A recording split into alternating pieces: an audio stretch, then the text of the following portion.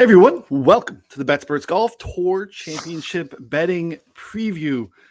We're putting a bow, a ribbon, a stamp on the season, my friends. Joined as always by your favorite golf tout's favorite golf tout. It is Geoff Fienberg. I know you're in football mode. I'm in football mode too. We got I've got some news today, which gives us a little bit to talk about because it's really hard to talk about betting this event because I know that we don't love it. Again, there are a couple ways to do it, but pressing news, I think, in the world of golf. How you doing, my friend? I am doing well, Ryan. Like you said, we're kind of in the. It's weird for what's supposed to be an important week. Even if you love golf, even if you hit a fortune on Cantley last week and you feel like you could free roll some bets, I don't think this resonates at all. And I think in a broader picture, you could argue the FedEx Cup is a really interesting test run for what LIV could be at its best. But in the end, cash grab golf doesn't really move anyone's needle. And mine is certainly not moved one bit. And I love this. And I look forward to tuning in Sunday when there's three great players battling for this tournament. We hope someone could run away with it. Yeah. But I don't know. Well, I don't know how many years we're into the FedEx Cup yet to resonate. That's the thing is I think Thursday, Friday, depending again as to how it plays out, right? Because if Scotty just goes out and just goes ham, we don't even get the luxury of having that. But if it shakes out in a way where the board kind of comes together a little bit, at least a handful of guys that we think maybe can do that, this is a pretty fun watch come Saturday, Sunday, maybe more live ads from like a pre-tournament content standpoint. Really hard to find value in outrights, whether you're choosing, again, your 30-man field to find any values, because a lot of times, you and I, we don't fire at the top of the board very often, but essentially from a pricing standpoint, we're kind of in top of the board prices for anyone that really has a shot at this. So yeah, let's get to the news though. Willie is out, herniated discs. He is going to be an expensive injury for Willie. It was painful last week because it jumped in late. Did you jump in late too, or did you go early on the back-to-back? Did you get on Willie last week? I didn't get on Cantley. Is that what you're asking? No, Willie. Did you get on Zalatoris last week? No, I did not bet Willie. And I'll be honest, Ryan, I didn't watch more than the last hour of Sunday. Okay. Like, I would have been different if I had a bet that was live, I guess, but yeah, I don't know. I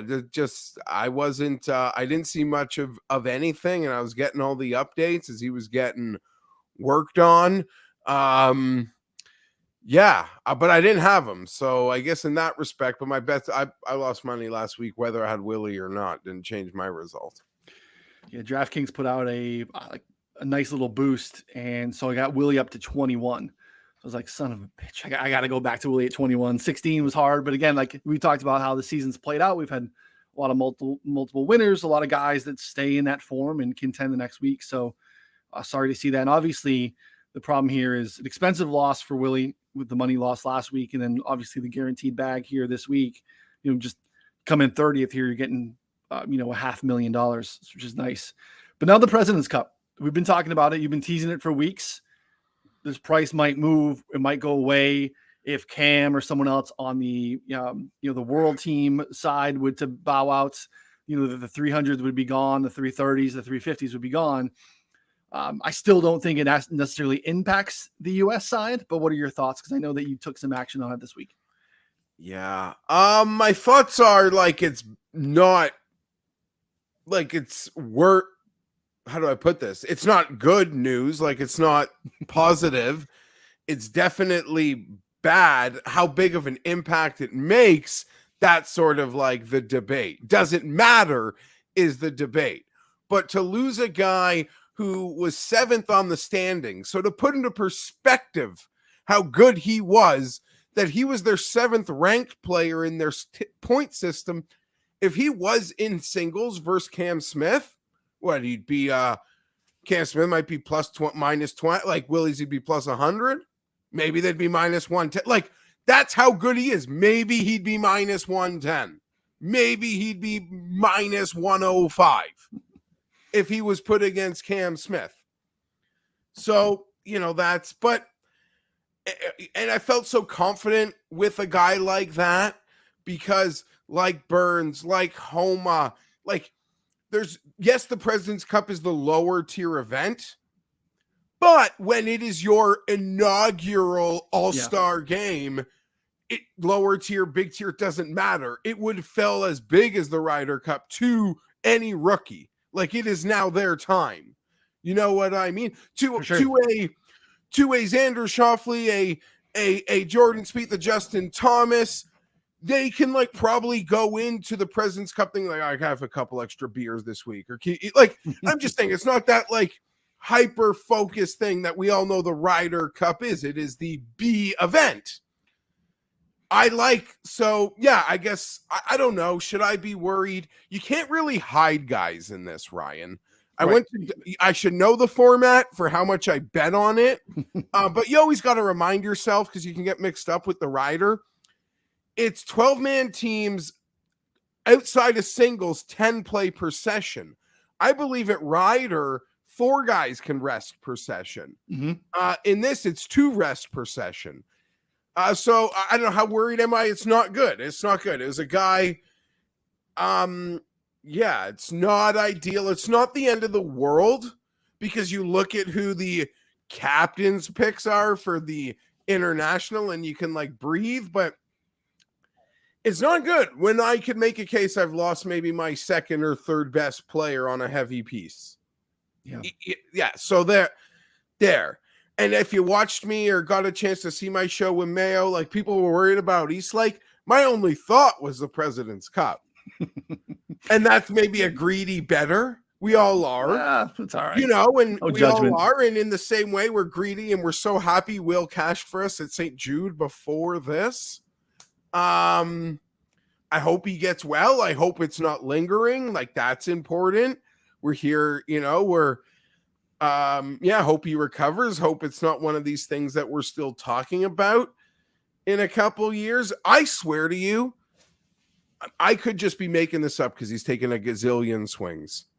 The worst swing I ever saw him take was what caused the WD at the Open Championship last year. Yeah. And if it wasn't the genesis of what might have been lingering all year this year, I wouldn't be shocked. Because I didn't see the swing from this past weekend that caused it, but it was as violent a swing as I kind of seen go, not ideally, what happened to him at the 21 Open, where he stuck his next shot like to 3 feet in perfect Willie fashion. Because he's Willie.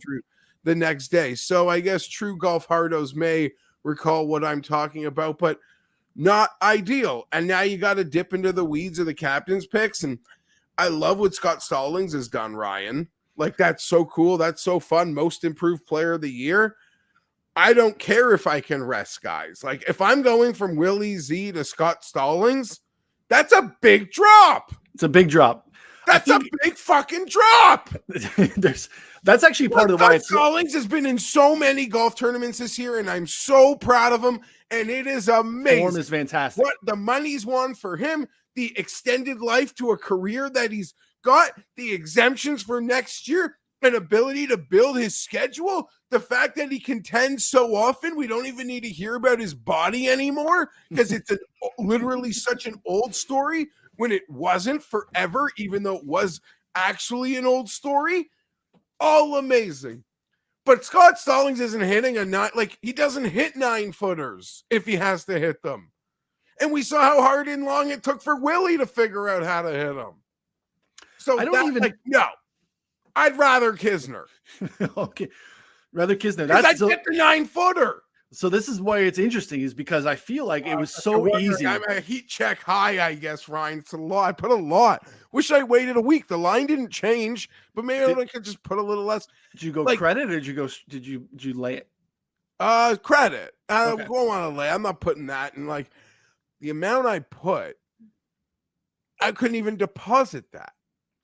Like that'd be hard to deposit on a credit card. I guess PayPal, like they're convenient ways, and I could go to different, but no, this is brown bagging it, bro. Okay. This will be a brown bag behind the it's Exxon for you. It's SO for us, but it's the same logo. Okay. Behind the SO station with the brown bag. Yeah, that's where we'll be. So late September, you got a date already. You're ready to go. As I said again, I'll be responsibly disappearing if somehow they don't. Can you imagine? I mean, here's what's going to happen too. What would really happen is you would irresponsibly probably chase, because I know I would chase it live too, right? If we felt like it was going away, you'd start getting down on, oh, it's only minus 200 now. Like, this isn't going to hold. Like, US will chase. They'll come together on Sunday, and then all of a sudden it's like, it's just, it's minus 150 on Sunday. Like, that would be. No, I would have to just accept that what I'm winning would need to make me happy.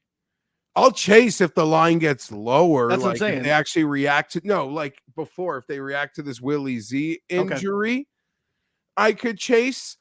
But I don't want to even get in the headspace of having to chase this. I know, because it is interesting because again, don't even put me there, Ryan. Oh, well, that's what would happen, because I didn't get there alone. I talked about it last week because you kept talking about it. I'm like, gosh, it's a lot, but it also feels like free money, which is look so at the players. Dangerous to say. I mean, it's like how many players are there that could be like. Cam Smith isn't more than a 20-cent favorite against, and he's their best player. Right. And you can pick the matchup. So I don't even think they'll have to get really creative if they want to just find the weak link for Cam Smith. But if I'm Davis Love, no, I'm protecting myself. And Cam Smith will have to go off in a starter spot or an anchor spot. Like, you're not just plotting him in the middle of the something. And that's the funnest part about the President's Cup are those drafts. Like, golf fan, they get to go back and forth, and it's not the blind stuff. Matchup. Ryder Cup, we remember it's like a MLB coach giving his batting order. Correct. Like, this is my order. I don't know your order, but this is mine, and we'll see how they match. No, this is the fun little powwow content. Honestly, I'd beat to it. It's the most I love. I don't even like the NHL or the MLB. I watch the drafts for a little bit. I love drafts. Same. I used to just do an NBA pool just to draft. You ask me to do a pool, I just like the draft. So drafting the next day's lineups, it's amazing. Anytime I get a speck of worry, Quail Hollow, you're American. I mean, I see it from Canada, but you guys and your Patriot, you don't care that the drunkos at Quail won't care you're playing some B team. No, they don't give a shit. They're going to be animals. And this is a perspective that could go to Eastlake, Ryan. I could be dead wrong. I'm not expecting great golf from Cam Smith in this event or the President's Cup. For a couple reasons. Now there's an injury that I don't even know if he's shown up in Eastlake. Anyone in? Joe's in. He's in Eastlake. Yeah, okay. He practiced. Yeah, so that's why he practiced yesterday. As I said, I kind of out of the. Okay, he's at Eastlake, but obviously there's something lingering to the point where he withdrew from a no-cut event. So he's not even 100% healthy. Looking back on it, every player who went to live in the pre-live, in the hype, in the questions, in the they didn't play well. They didn't perform well. It's a lot, and they did. There's a bit of a. Doesn't Cantley kind of throws a wrench in that, right? Because we had Cantley stuff. Actually didn't. He's now part of the advisory board. Okay. I mean, we don't know who was in that meeting to live, almost official live. Not like you're speculating live. It seems like it's done, delivered. All those guys, they didn't perform well pretty much at the U.S. Open. And Dustin Johnson, you could argue, performed well briefly. And he's kind of in a headspace lifetime where that kind of wouldn't shock you. Yeah. But when we all know that after this is over, Cam's going to live, Quail Hollow, they're going to go at him. Obviously he's the best player on the other team, so they'll go at him regardless. But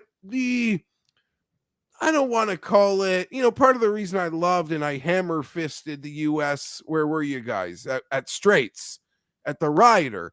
Yep.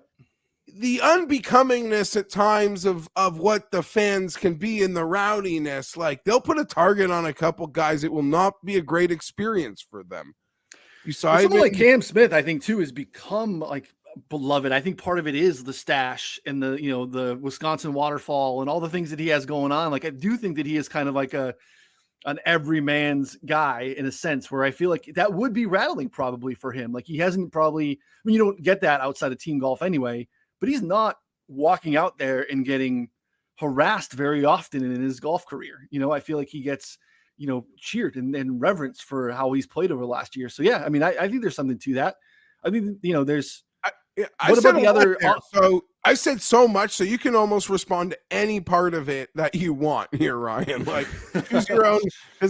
Go for it. Well, I'm curious about the live thing. So, we don't know who was all in that advisory board meeting, but we've heard mixed reports around the Adam Scott one, who I think is that you can go both ways. Where Adam Scott just felt like pre-live that's felt like someone that would make that jump.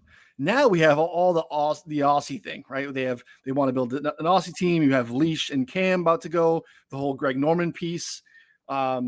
Multiple events in Australia. It sounds like Adam Scott's been playing well too. Where do you think Adam Scott's going here? Do we think we have Adam Scott going to? Because he apparently is again another one maybe flying in the face a little bit of the live commit narrative piece.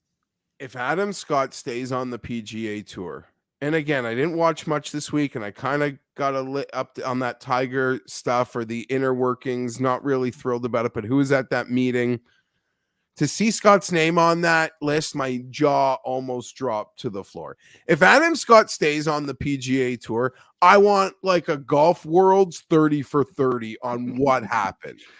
Hopefully the Netflix show, right? We get the Netflix doc. I got no idea, but I need some because following, like you said, the obvious, like easy dots to connect for Scott. But then whether it's, his burner or used to be him or still is him sometimes or never was him, but it was clearly that secret Tour Pro account that has always in some ways felt hyperlinked to the Adam Scott thought process is as one of the more pro-live Twitter things that I know isn't a bot.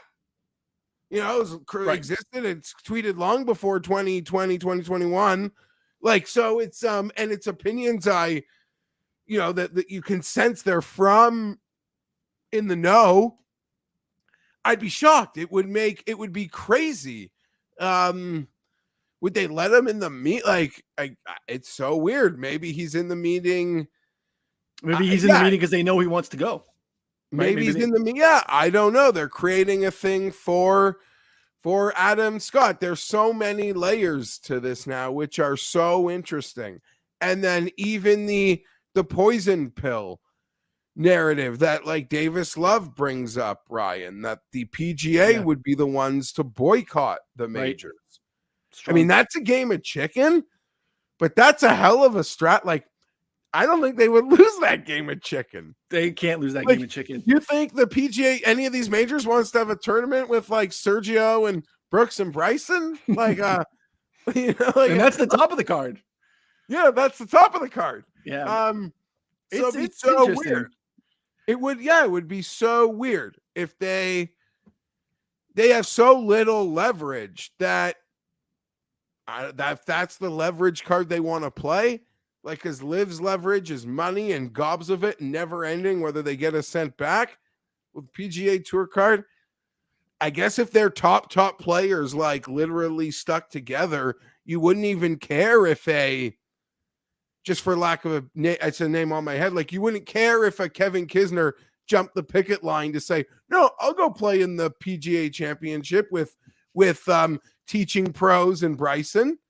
Like you wouldn't, like, as long as the top guys held their line, I don't see how the PGA could lose. And now I've just created a different track of conversation, Ryan. I'm all over the map.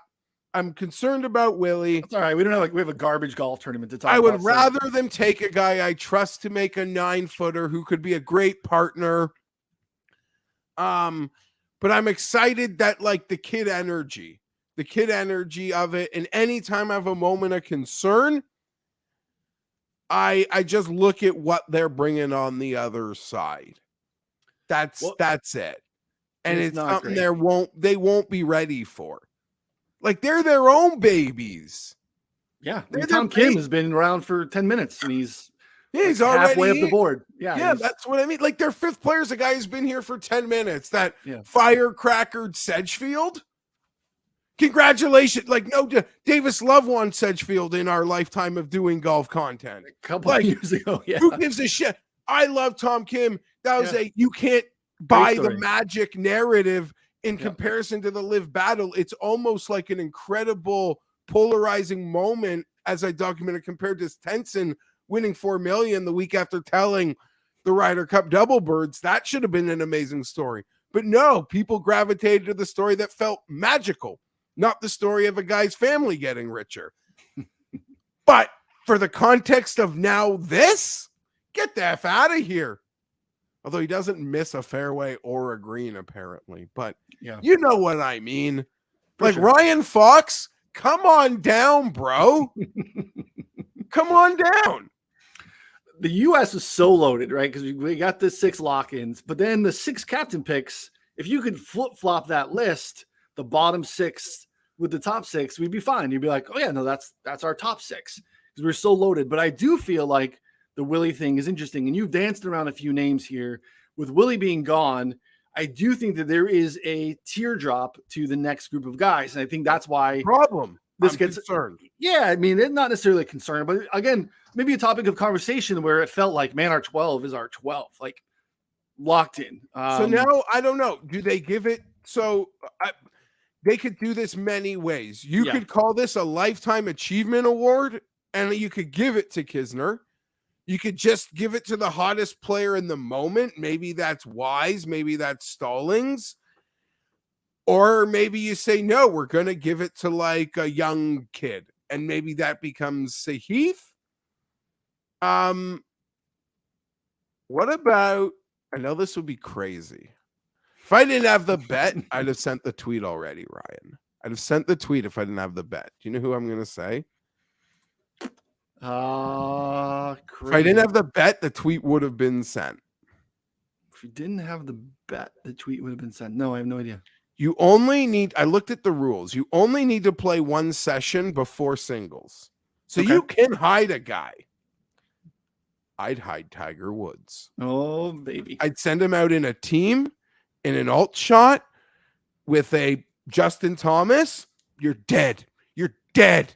And then he'd play a singles. He'd play 2 matches in 3 days. They just him in the locker room. It'd be like, I don't know. If you're at like fucking Scott Stallings, no disrespect, but that's where I am. God, that would be amazing. That would be. And NBC would probably write him a fucking check. Oh my God. Another check. A Tiger for head now. Yeah, that'd be. And you don't think he'd get the points? He'd get the points. Yo, man. You got Tom Kim. See on the first tee. You could literally put Tiger where you wanted him to. In the format, you could pick up an opponent where you would just have to look in the eye on the first tee. It's over. Throw him up against Cam Smith. If he wins that one, the locker room is insane. Like it's done. Just, it'd be such great TV. Oh, okay. So that's another part of my confident thing too. In this world where a bunch of this team does defect to live, like, and the guys in the locker room would know, like Jordan Spieth, Justin Thomas will know on the Thursday of the Ryder Cup if it's actually planned that Cam Smith, Hideki, Adam Scott are all going on Monday morning. Like we in the media might not know, but the agents, like the people in the know will know. Sure. They're not going to let them win this thing out the door. Maybe I'm talking myself into this a bet again. I've already made it. But I mean, if they're actually going, there's no way. It would turn personal to Justin and Jordan. Like, and the way that some of those guys have Billy, it would turn personal. Yeah. I think we agree that it's a secondary. I've spoken too much about a bet that's such a big favorite, but maybe it's how much I have on it. But now there's the fun discussion of who would replace them. And we agree the replacement's in a different tier. Like even Billy and like we are like, it's a new tier. You're going into a new tier of golfer to make this selection. You're not moving. Like even if Billy Horschel left the team, it was Billy who got hurt. The next pick wouldn't be a sideways pick. It's a worse pick. Correct. This Willie pick is way worse. Like, what was that? Yeah.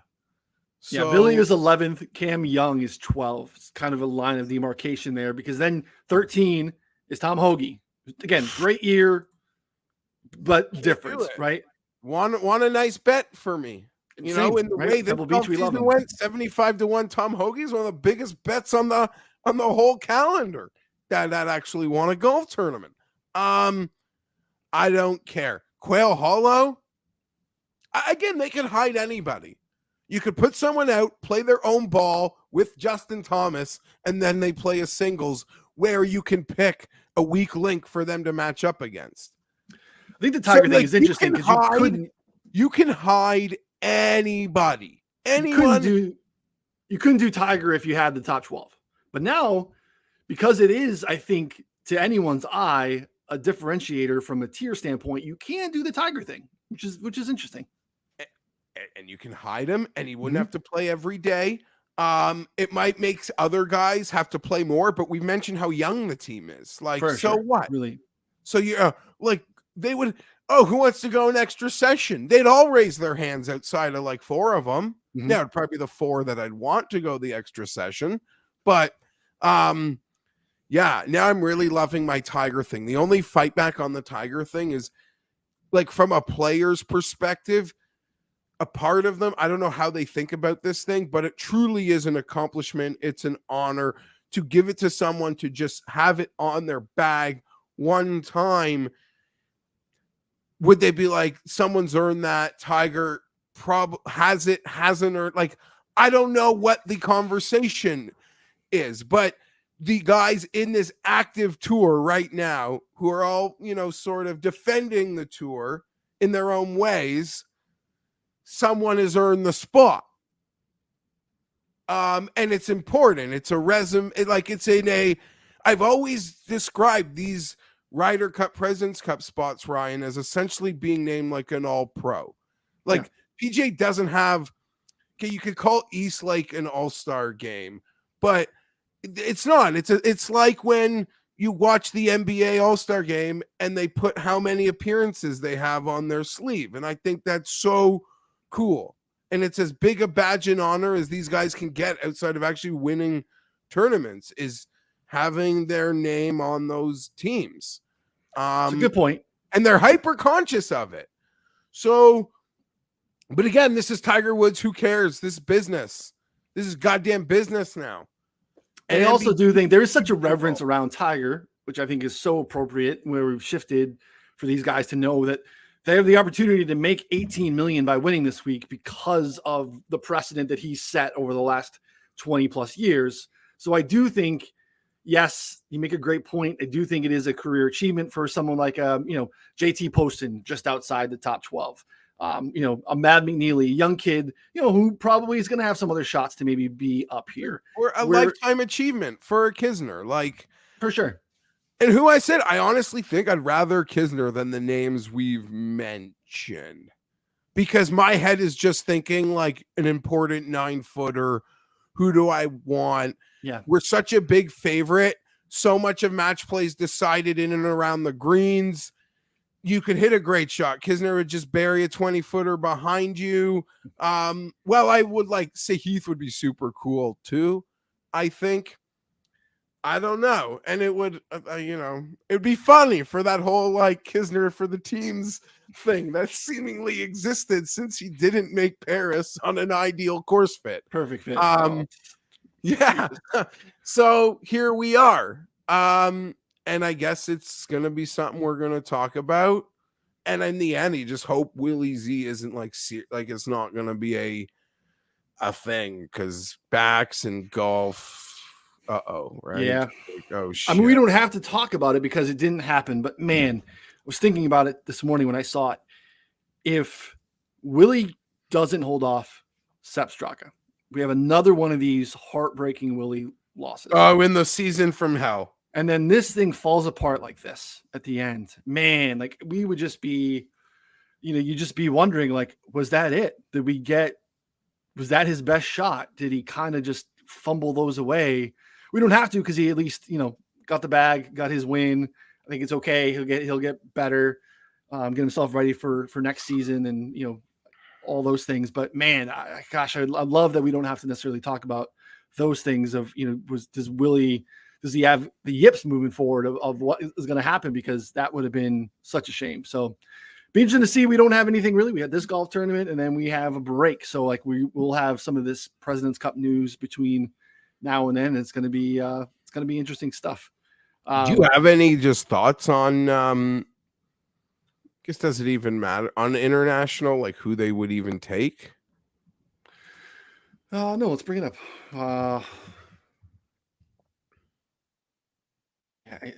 God, we have such an advantage, man. They do it a little different than we do, as far as what they do from a captain pick standpoint and who they lock in. I mean, the Ryan Foxes of the world.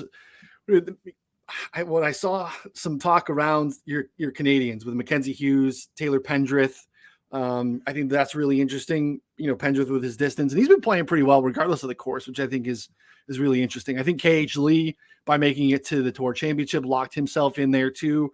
We haven't seen a lot of EVR of late. He's 10th in the standings. Not really sure what his condition is. He had to bow out a few times with injuries and stuff like that.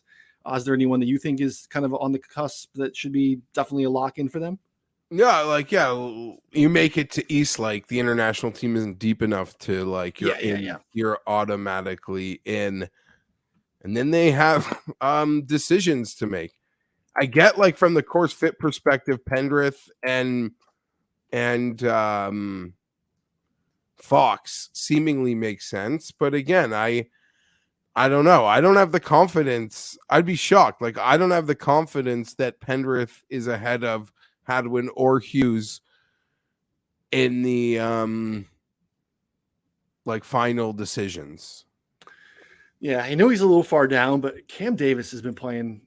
He's been playing really great golf, and feels like a fit for Quail Hollow as well. I think it depends on how much they lock into these standings and how far they want to deviate, and how much they're considering course fit. But I think just some of these other guys that are up there, I would be more fearful of a Cam Davis being on that team than I would be seeing Lahiri or Hughes or something like that. So, I do feel like someone like a Hadwin, who has been around for a little while, you can see them wanting to lean on maybe a little bit more of experience in those things. And Hadwin can be a guy like you're talking about, a Kisner, that can kind of plot himself around and make those putts. But it just is not anything that strikes fear in me. Yeah, I'm happy we did this. Made me feel better again. Even losing Will Easy, I feel okay. Yeah, we can move on. But I'm here to call it out, Ryan. Tiger. One match, his own ball with Justin, and then a single where all he'd have to do is look one of those captain's picks in the eye, and it's over. It's over. Cam Davis, KH Lee, like, no disrespect. Don't be like 3.0 nice guy for 4 hours. Like, go back to burning eyes. Look, he loves these events, obviously, right? Yeah, even when he was injured, he was there hanging out. He was part of the atmosphere. He was the captain in 20. He was the captain, and that one got interesting. And the only way these things ever get interesting is when they go to Korea or Australia. Like at Quail Hollow shouldn't even get interesting. But yeah, just throw lasers. By lasers, I mean looking at them. Like lasers with your eyes into their eyes, eat their soul. Let's have fun, make everyone happy, and make it a coup for NBC, who can write you one too. There. Done. It's actually, the more I talk about it, it actually seems easier because I don't think he'd lose playing his own ball with JT. And I think he wins on the first tee versus 30% of the team. Yeah. And with the way you can pick the roster for singles, you can pick them. They'll have to throw out one of those guys at some point so you can give them to Tiger. Tiger might say, like, no way, I want you to give me like one of their sharks. Mm-hmm. But if Davis, like, in an effort to maximize the win probability of the Tiger match, that's what I'm suggesting. Yeah. Not to say he couldn't like go out there versus one of their dragons, their 3 dragons, I guess. I love Neiman, so I'll give him that. You know, we saw Neiman in the Masters play with him in the first round, and yeah, I love Neiman. Like Quail Hollow, like he can for sure. Like if there's a player not Rory who could, like, in my opinion, like go to Quail Hollow and kind of do like just dominate of that not super elite tier, like Neiman would be one of the first names that would come to my mind. Yeah, and if he wasn't shook in the moment at Augusta, he's probably not going to be overwhelmed by anything in that moment. You know, I think from a win probability standpoint, you're right. I think just from like you want to bury him right away. If he even goes to the to 18 even with Cam, that's just a very different like. But that'd be like an ego thing for Tiger, where it's like, who has they just put up massive ego. Right? No, that's what I mean. So Tiger might be insulted if the internationals have put up EVR versus Open, it's our pick, and Love says I'm putting in Tiger. Tiger might see that as a sign of disrespect. Right. Like, because you've intentionally given me this lamb. Like, I don't want to fight a lamb. Right. Oh, the more Tiger Woods. It's 1.5 points. It won't feel like the second tier event if we're watching Tiger at the President's Cup and a Tiger JT team and all those things. God. It would be incredible television. They want to put air in the PGA's tires right now. It's the time. I can't believe that. Didn't mean to go this long. We're still on the topic, but I can't run out of this. I'm running in this Tiger circle, and every time I'm supposed to get off the ride, I don't jump off because I think it's perfect. But Eastlake, are you making bets? Yeah, so there's obviously 2 ways to do it because some books will offer you without strokes advantage. As listeners know, if you're hung with us for 38 minutes to listen to the President's Cup takes, you understand how the Tour Championship works at Eastlake. With the FedEx Cup points, Scotty's got a 2-shot lead. It tiers down to a handful of guys that have up to 5 strokes. I think Burns is at 5, and then from there you have groups of guys all the way down to the Aaron Wises of the world that are starting even. You can bet, and some books will offer you without strokes. Some will get you obviously where you're at, where like Scotty is basically 2-1 to win with his 2-stroke lead. Do you mess with either? Do you have any interest in betting even shorter at the top of the board with the Cantleys and Schefflers who are 3-1, 2.5 to 1? Any interest there at all? Okay. I guess I just want to, in my head, determine how many players I think can actually win. Yeah. So that's sort of where I started. And now Will is out. But obviously, Scheffler, Cantley, Schauffele, like, I have it at like 6 or 7 guys, Ryan. And I would already never bet Scheffler or Cantley. So then I'm essentially now deciding between 4 guys, in my opinion. And I'm real tempted for Schauffele, but in the end, I took Rory at 13. And there's 14s out there now on MGM. Those could be gone with the Willie stuff. They're gone. Yeah. And Rahm I got at 18. Okay. And I don't know. I've really thought about just betting Xander, and you just ask yourself the value of the strokes. It's 4 rounds. Like, what are the strokes worth right now? Obviously, they're worth a lot. I'm not like sort of downplaying it. But I would say, like, just for an example, if a guy's at 4 and a guy's at 3, and you're getting 5 or 6 more points, Well, to me, over 72 holes, that's like you're up 3-0 in an NBA game. Like, I'm not changing my opinion. You just hit a 3. Like, so I don't know. Like, I try to find ways in my head to quantify what these strokes are worth. Also, while in my head, pocketing such a hyper finite of group of players who can win. I've probably thought about it too much in the sense that my bets are all pretty small. Like, they're not even big bets. My bets don't pay what my golf bets need to normally pay. Same. Like, I decided they're not micro bets in terms of like how you would officially define micro bets, but for my normal stakes, they feel pretty micro. That's what I did too. I did take some shots. You're telling me, so basically with Rahm and Rory, you're at, because Rahm's at 3, Rory's at 4. I think you can make a case that, again, I get the Rahm thing. Like, if he could have done anything on Thursday or Friday, that looks very different in the weekend. He started to get it going again. So I get the Rahm thing. Rahm, those 7 shots back is, I think that's kind of the line. I can get there on Rahm. It's kind of Finau and Rory at 4 for me. It's kind of the furthest I'm really comfortable going. And those are the 2 bets that I made because I thought I liked the price. Again, the Finau form has been tremendous. Finau out there at 20 for the most part now. With the Will news, that's shrunk a little bit. Same thing with Rory. Rory at 4. I really think that's kind of the line for me. Like, I think Rahm can get really close. He would be my pick at 3. JT, a little wonky last week. Again, get off to a great start. Switch putters. I think he's trying to figure some stuff out because putting over the weekend was not very good. But of course, JT's so good. And like so I said, good, anyone you're considering betting this week, I wouldn't read too much into course because if they play great, like, they're great. But I would argue, like, I don't see Eastlake and JT connecting, but he's so good. If he's playing well, like, doesn't matter what sort of course it is. I just think, like a lot of players, but I kind of feel like JT's strengths are kind of negated. You mentioned the putting. It's not hard to be in position and make putts here. Rahm's off his best putting week. I feel like it's a little confidence early, then I want a dragon breather.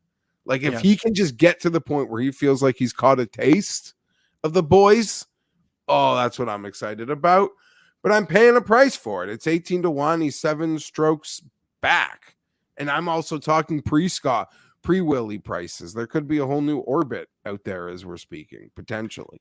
Yeah, it looks like 14s are the best on Rahm, and that's shrinking. 10s, some places, 12s. Yeah, so I get it. We were there last week. We liked what we saw coming into it. The ball striking the week before was incredible. He was leader in greens and regs, so he's kind of trending in the right direction. So don't hate that. I mean, yeah, Finau would probably been so damn good. Definitely are unbettable. So there's about 5 guys, in my opinion, who feel bettable.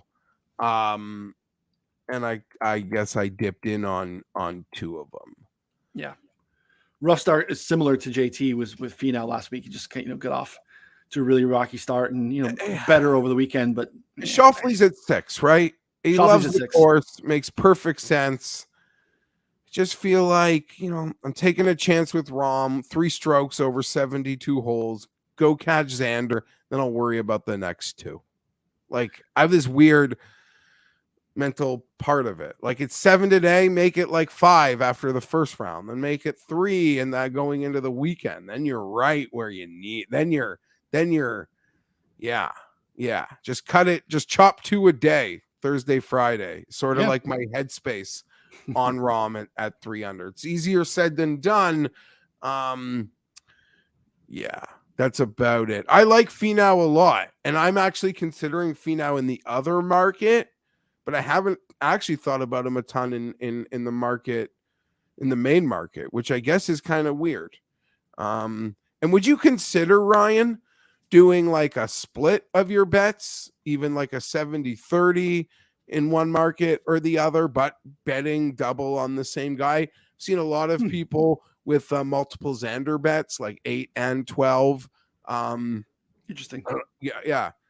That's again, because I do think we've 29 guys, the elite of the elites. I think even in the non-stroke play, we're still dealing with a small handful of guys that can go out and win this tournament. Like, could Billy Horschel go out and win here? Absolutely, but not for -1. I'm talking about just without strokes. But I do feel like, again, this place, and it's a great final course because it is I feel like they could host majors here if they didn't already do it this way with the Tour Championship. It kind of brings everyone into play. It is a long par 70, but I do think you kind of need the entire bag. It's not like just a single type of player that wins here. I think you can win in a lot of different ways. But I do think you're dealing with a really finite group of players that can win this, even from a non-starting strokes standpoint. So I can get there on that double because I think that's kind of an interesting look. And I think Xander probably continues to get a lot of steam even more now that Willie's gone, because that's kind of like that tier by themselves with Willie falling back. Xander is now the next guy behind Cantley and Scotty to chase him down. And because, again, form was nice. We liked him last week. Like how he played coming into it. Obviously has a nice history here. That's a market I have to kind of get in. And there's different prices out there. So shop around more this week too, because there are some very different stuff out there from the way the books are pricing this stuff out. Yeah. And I don't want to get too carried away thinking that I'm betting like two truly different markets, even though they are, in like this like mental thought of like, maybe I'll win in both markets. Don't want to get too carried away in that respect, because betting Jon Rahm, who's 7 back, betting Rory, who is 6 back, it's a high probability that just based on that scenario for them to win in the main market probably means that they should be an enormous odds-on favorite to have won both markets. Yeah, no, that's a good point. So we look at the I differences. want to be careful, but you are right. You should shop these. I would argue, Ryan, though, that the finite list of who can win in the without strokes market is exponentially bigger. Yes. I would say that only because of I don't know the best word to use, but I saw Steve the punter on Twitter, who I think does great write-ups. I think he's all over Xander this week, like a lot of people are. But this without starting strokes market, I don't like betting with ambiguity. And he used the word ambiguity. And I've been maybe looking for a day and a half for the right word, and I finally found it. There's just a lot of ambiguity in that event. And I get to your guys at the back of this market, your lesser quality players, like Brian Harman, your Sepp Strakas, your Tom Hoagies. 1 or 2 spots buys you a new house. Like, you can turn your 2-house family into a 3-house family. Yeah. Like, that is how much the pay grade can move between 5th and 7th and what have you. But I don't like betting on super elite players with ambiguity, if that makes any sense. Like a Rory, like a Rahm, like truly accomplished players. I don't know where their head, like they're going to win the huge prize for the glory, for the legacy, as we're in that moment. We could debate what FedEx Cup wins mean. You like to think to someone who's 10 years, like at some point, maybe FedEx Cup points will mean more, or wins. Who cares? Who knows? But yeah, so I don't like betting Jon Rahm with ambiguity. Like him not in his head even knowing, not saying he's not playing, like if he's in 6th, not saying he doesn't know how much money getting 4th place would get him, but I don't know to know that he gives a shit. And that's where I sometimes find trouble. So in this market, like I'm really not looking. Finau at 18, and these prices all include Willie that I've posted that on my sheet, so I apologize. But yeah, I'm still seeing on a refresh, Finau at 18. That's as short as I want to go in that market, if I even go there. But there are guys I don't mind. On MGM, Finau is 18 in both markets. He is 18 and the bonus strokes, and he is 18 without the bonus strokes. So, but I don't think is that a misprice, or that's just how their algorithm has it. Because like I said, like Rory, like Rahm, if they win one, like, I don't know, they come back from 7, means they're already shooting 7. Well, that's not true because, sorry, now I'm embarrassing myself.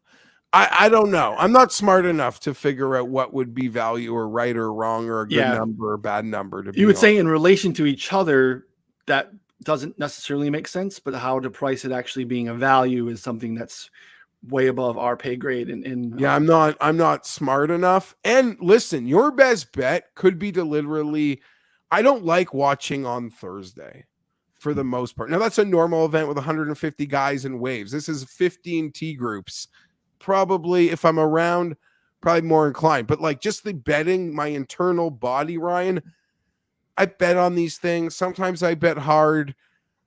I don't know. I don't need like seeing a guy's got 6 feet for par. That just like will bother me. If I have to then know what he's doing. If he misses it, I'm annoyed. I got too many things going on like a Thursday to be high strung. So I do try to avoid, but I think the live market where some of those books show you more up to date tracking, and they give you birdie info even before they update their own book. I think there could be opportunities there to like catch a fair number. I don't know that I'll be tracking to do that and even still want to bet enough to make it worth my while. It is a better live market. I do think that's interesting. I'm such a sucker tournament without strokes bonus, where I feel like Max Homa at 50 is a misprice, because part of the narrative is like Homa's a guy that I know is going out to charge all 4 rounds, right? Because this money difference to this guy who is still kind of this year coming on to be one of these guys, a President's Cup team guy for the first time in his career and all these different things. Like, I don't think Homa is mailing it in because he can't catch anyone. Or you're talking about like Rahm. Yeah, so not that Rahm's mailing it in per se, but like Homa is the ambiguity that I might even be making up in my head. You are far less down the board. Like you are far less hesitant to invest in that ambiguity with the younger players. Like I agree. You mentioned Homa. That's a big number. But I think like, and I'm not betting it, but I think your Morikawas or your Youngs, even Hovland at 35 that I saw on DraftKings yesterday, I think they're just going out to play 4 great rounds. Yeah. Like, And maybe I'm putting too much like mental thought into what like a Rahm or Rory would think. But I don't know. I've talked myself into a circle, Ryan. But there's fewer guys to talk about, so we kind of have to do some mental gymnastics to make some decisions, because as you said, we have to talk ourselves in and out of guys all the time. It's really hard to talk guys out of a 29-man pool when that 29-man pool consists of the majority of the best players in the world. Like, you bet Jon Rahm to win these other, or Rory to win these other markets, and then they put themselves in contention to win it all, and then make a late bogey where they're now tied in the market that they don't care about, like the without strokes. And it's like, you don't know what you don't know. Obviously, they're all just trying to put the ball in the hole in as few strokes as possible. But you don't know what situation. He's not caring about that market. He'd rather put it in the water going for an eagle. Yeah. True, but we have to tell ourselves these stories. So I don't think you're like, I'm just, you're making it up. You're trying to be like variables police in some ways in these markets that aren't the markets they're actually chasing. But we've seen this market be successful. I feel like, didn't like Kevin Na hit this market last year? It was right there at the end, would have been a huge number. Yeah, I think there was which is interesting too. I think there was a tie. Push, maybe. Yeah. So there's opportunities.